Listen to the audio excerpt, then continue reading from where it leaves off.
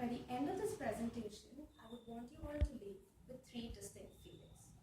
I would want you to leave feeling angry, hopefully inspired, and committed. Angry because 5 of these children, along with a million other children, will not get the educational opportunity that you and I have.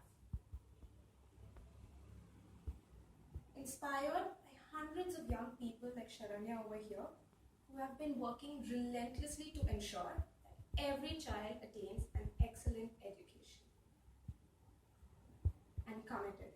So committed that when you leave this room, you are determined to do something to make educational equity a reality for all children. Good morning. My name is Meghna and I am a 2013 Teach for India Fellow, currently working with the Fellowship Recruitment Team. To understand what it is that we do at Teach for India, it is important to understand why we do what we do. And for this, it is important to understand the educational scenario in India. I would request all of you to please stand up. Thank you. Now let's imagine that you are a microcosm of all the children in India. You represent 320 million children in India. And all of you are 3, 4, and 5-year-olds who are just about to enter school. I would request the first row on my left to please sit down. Thank you. Can anyone tell me what the people sitting down represent versus the people standing up in the context of education? Yes? Okay. Well, the people sitting down represent 4% of the Indian children who have never enrolled for school or who will never go to school. This means that this 4% of children are going to live their entire lives oblivious of the fact that education even exists. Now, 4% may seem like a very small number, but do remember this is 4% of 320 million children, which is a very large number. Moving on, I would request all the rows to my left, except the last row, to please sit down. Thank you. Can anyone tell me what this represents in the context of education? Yes? Okay. Well, this represents 42% of the Indian children who drop out by the 5th grade. And by this, I don't mean that all the children drop out in 5th grade. I mean that they drop out in 2nd, 3rd, and 4th. But by the end of 5th grade, this entire 42% have already left the education system. Now, to get a better insight into this, I would want you to just think for a moment how different your lives would be had you dropped out in 5th. When I think of my own life, I think of the friends that I have had, the books that I've read, and the plethora of job opportunities that are available to me right now wouldn't have been the same. Now, I would want all the rows except the first 3 rows to my right to sit down. I would want all of you to just look around the room.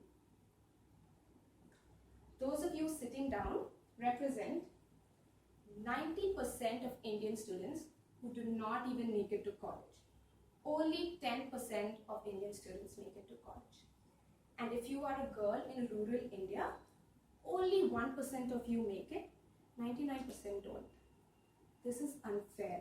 This is unfair because your demographics get to decide your destiny.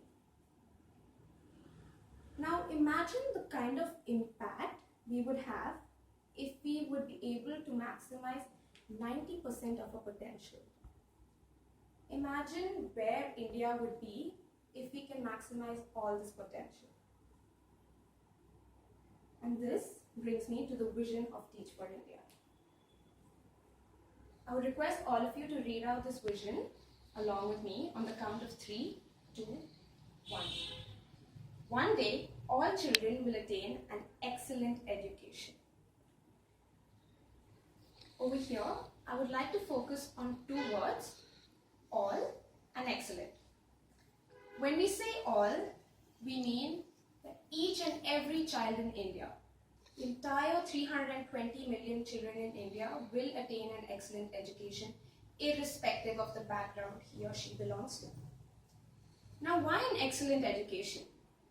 An excellent education because the quality of education has a direct correlation to the standard of life that an individual needs.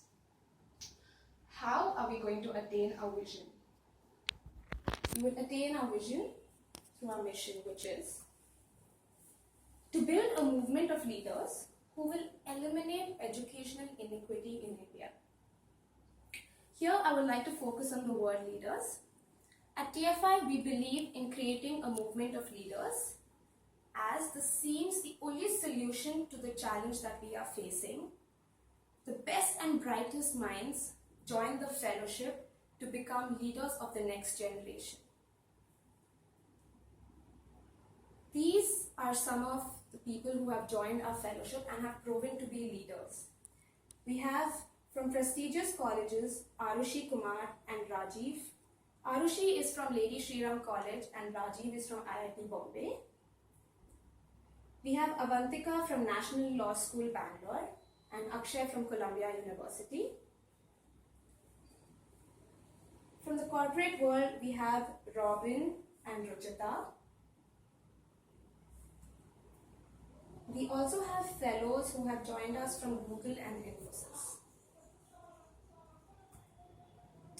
I would want you to take 20 seconds to just have a look at the diverse range of backgrounds that our fellows come from.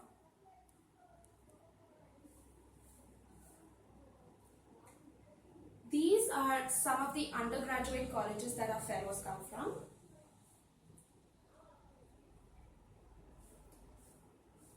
We also have the postgraduate colleges that our fellows come from.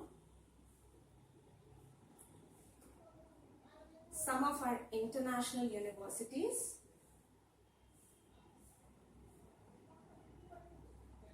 And a large segment of our fellows come from the corporate world, and these are some of the prestigious corporates that fellows come from.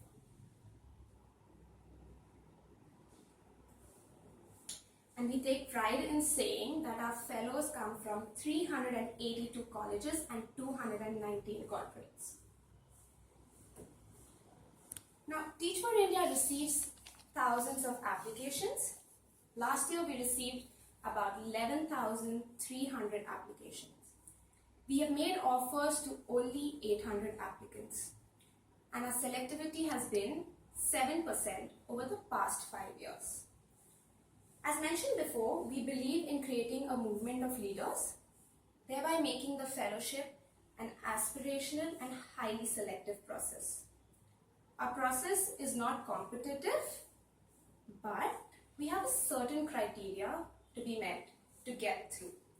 Because more the fellows we have, the larger number of children we can impact.